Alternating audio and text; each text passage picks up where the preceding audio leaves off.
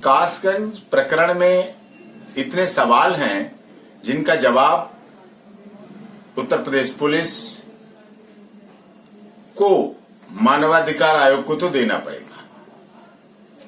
पहला सवाल वहीं से शुरू करते हैं कि क्या 5 फुट 6 इंच का एक आदमी 2.5 फीट के नल से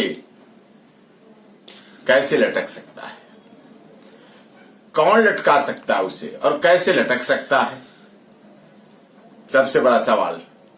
दूसरा सवाल, अगर वो लटका भी होगा तो क्या लटकने के बाद उसे छटपटाहट नहीं होगी? जान ऐसे नहीं निकलती है। जीवन जो मालिक का बनाया हुआ है शरीर है 80-90 किलो का, 5.5-6 फुट का शरीर जो होता है, ऐसे इसमें से जान नहीं निकलती है। बहुत प्रयत्न होते हैं, बहुत यत्न होते हैं। तो क्या अगर वो लटका भी होगा, मान भी लिया हमने पुलिस की थ्योरी, कासगंज पुलिस की थ्योरी मान भी ली, तो क्या उसको छटपटाहट नहीं होगी? अगर छटपटाहट हुई भी होगी तो नल, जिससे कह रहे हैं कि नल से उसका भार लटकेगा, झटकेगा, नल टूटेगा, किधर जाएगा कि क्या होगा? नल का जो टेप लगा नल लगा होता है, टोटी है उसकी, एक पानी निकलने की साधारण, कोई वो हैंगिंग की नहीं है। वो पहलवान के लिए लंबाई बढ़ाने का रास्ता नहीं था, हैंगिंग होती हो या बहुत मोटी पुरानी पुरातनी चौखट हो, कोई ऐसा नहीं था। चौथा सवाल आता है कि अगर मान भी लिया जाए कि फंदे से लटके शख्स का मृत्यु हो रही है, तो जमीन के ऊपर तो नहीं है, उसकी हाइट जहां तक है, लटके जो शख्स जो व्यक्ति है उसके पैर अगर जमीन के ऊपर नहीं है तो उसकी जान नहीं जा सकती। जब तक ऊपर लटकेंगे नहीं तो उसकी जान जाएगी कैसे? और पैर जमीन पे रखे हैं, पैर जमीन पे हैं तो कैसे मौत हो सकती है? क्या वो इधर घिसट रहा है, क्या लिपट रहा है, क्या कर रहा है? तो पैर ऊपर लटकने की जगह तो है नहीं, बिना पैर के लटके मौत हो नहीं सकती। ये पुलिस कैसे साबित करेगी? और पुलिस साबित करना चाह रही है कि वहां बाथरूम में आत्महत्या हो गई, आत्महत्या कर ली उसकी। अब अल्ताफ की लंबाई देखे, नल से 2 गुनी से ज्यादा थी, तो क्या उसने नीचे लटक गया? लटक तो सकता ही नहीं, लटकने की तो थ्योरी खत्म हो गई। तो क्या फिर जमीन पे लोट लगा लगा के आत्महत्या कर रहा था? जमीन पे लेटे लेटे आत्महत्या कर रहा था?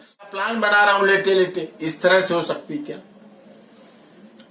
अब बात जैकेट की आती है कि अपने जैकेट से जो टोपी होती है, जो जैकेट के साथ टोपी जुड़ी होती है, उससे लगी रस्सी के सहारे फंदा लगाया, तो क्या उसका वजन है? क्या उसकी मजबूती है? क्या उसको वो ट्रकों पे रस्सी बांधने वाली रस्सी है? क्या ट्रकों पे जो लोडिंग करते हैं उनकी रस्सी है? क्या उसको भार डोरी टोपी की डोरी है कि वो लोडिंग की डोरी है, कि वो लिफ्ट के साथ की डोरी है? वो क्या सामान ढोने वाली डोरी है? क्या बहुमंजिला इमारतों पे जाने वाली डोरी है? वो उसके साथ डोरी है। उसकी कितनी मजबूती, उसकी कितनी थिकनेस, इसकी कितनी मोटाई, उसका यूज क्या है? मैन्युफैक्चरर उस टोपी को जैकेट से जोड़े रखने के लिए उसको यूज करते हैं, तो उसको कहां से कर लेंगे? विषय ये भी आता है। 7वां सवाल आता है कि हवालात और बाथरूम, शौचालय और हवालात के दूरी कितनी है? कुछ कदमों की दूरी है, कोई दूरी नहीं, सब पास पास है। तो क्या उसकी आवाज, आहट, छटपटाहट बाहर नहीं आई? वो वहां तक नहीं पहुंची? वहां लोग आ रहे जा रहे, हवालात है, हवालात और बाथरूम और शौचालय की दूरी, उसमें कितनी दूरी है? ये ऐसे सवाल हैं जिनका सवालों का जवाब उत्तर प्रदेश पुलिस को देना पड़ेगा। इस हत्या, जिसे वो आत्महत्या साबित करना चाह रहे हैं, वो आत्महत्या बनाना चाह रहे हैं। अब सबसे बड़ी बात आती है, मृतक के परिवारजनों के द्वारा, मृतक के परिजनों द्वारा एक लेटर जारी किया गया। किस तरह से उस पर लिखवाया गया? कैसे पूरे केस को मोड़ने के लिए हर भविष्य में आने वाले सवाल, आने वाली इन्वेस्टिगेशन, आने वाले इंटरोगेशन, आने वाले मानवाधिकारों की जांच के दौरान सवालों को मोड़ने के लिए उसका जवाब बनाया गया। बखूबी बहुत अच्छी से ड्राफ्टिंग करके लिखवाया गया, उसके हाथ से लिखवाया गया, लेखक का नाम दिया गया, लिखने वाले का नाम दिया गया, अंगूठा करवाया गया, दस्तखत करवाए गए। उसकी क्या आवश्यकता थी?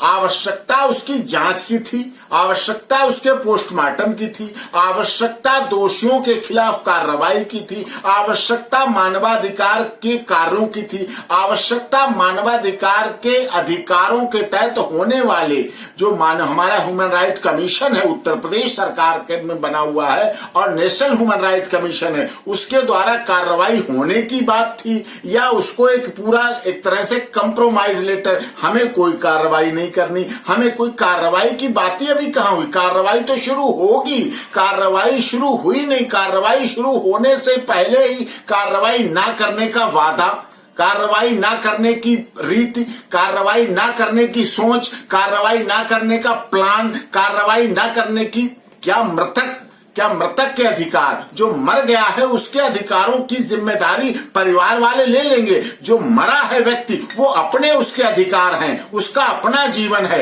उसके लिए दूसरे ठेकेदार बन जाएंगे क्या? उसके लिए भारत सरकार है, नेशनल ह्यूमन राइट कमीशन है और एजेंसियां हैं, इन्वेस्टिगेशन एजेंसियां हैं, इम्पार्शल एजेंसियां, वो कार्य करेंगी, उनको कार्य करना चाहिए। कल को तो ये भी खबर कर दिया करेंगे, ऐसे लग रहा है जैसे कि चने के पौधे पर से किसी ने लटक के आत्महत्या कर ली, ये भी बात फिर लोगों के गले में उतारी जाएगी। इस तरह से ये मौत नहीं है, आत्महत्या नहीं है, ये हत्या है, ये 3rd डिग्री यूज हुआ है, इसमें क्रुअल्टी हुई है, उसमें बुरी तरह से मारा गया है, मारपीट की गई है, जिनके लिए हमारे देश का मानवाधिकार आयोग बना है। और अगर मानवाधिकार आयोग उत्तर प्रदेश और भारत सरकार का केंद्र का जो दिल्ली में मानव अधिकार है आयोग अगर काम नहीं कर पाता, लोगों की इसमें शांति नहीं मन में बैठेगी, बेचैनी रहेगी। Access to justice for all, न्याय सबके लिए होते हुए दिखना चाहिए। ये केस सवाल उठाएगा कि क्या न्याय होते हुए दिख रहा है,